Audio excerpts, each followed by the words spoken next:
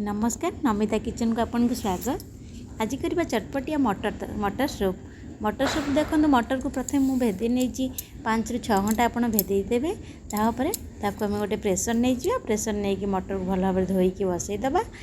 2 cup पानी देची आपन चले अधिक भी पानी दे पारे। देखो गोटे आलू देची लुण देची आपन चाहिए भी आ गोटे दे पारे। हल्दी टी दे पारे ना नदेले भी कलर पे चलो। हल्दी दे देची 2टा सीटी हो।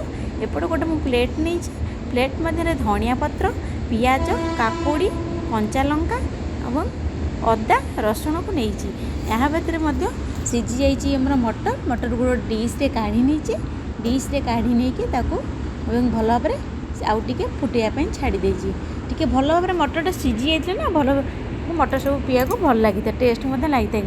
रसुण अदा को छेची दे कंचा लंका को काटिकी ऐड कर देची भल भाव एमती गोलई देवे। देखो ये भाव देखो किसी आप मीठा तेंतुली ने खट्टा तेंतुली ने भल टेस्ट आए।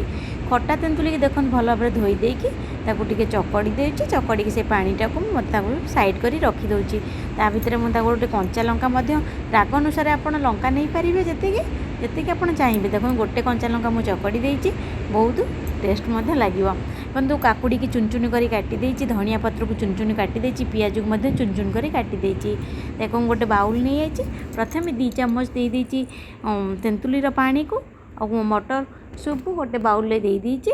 देखो ये भाव देदेवे देदेकी को किसी पियाज काकुड़ी धनिया पत्र एवं ब्लैक सॉल्ट देदेव बहुत ही टेस्टी आसे आप देदेवे। देखो आपन चाहिए कि लेंबू टिके ऐड करें किंतु अधिक खट्टा हो से मुझे लेंबू ऐड करने आप चाहिए दे पारे खट्टा अनुसार किसी दे ब्लैक सॉल्ट देदेवे किंतु आपन चाहिए भी टे जलजीरा दे पारे तार भल स्मेल आसो टेस्ट आसो। आप निश्चित भाव ये भाव ट्राए करूँ लाइक करूँ सब्सक्राइब करूँ रही जय जगन्नाथ।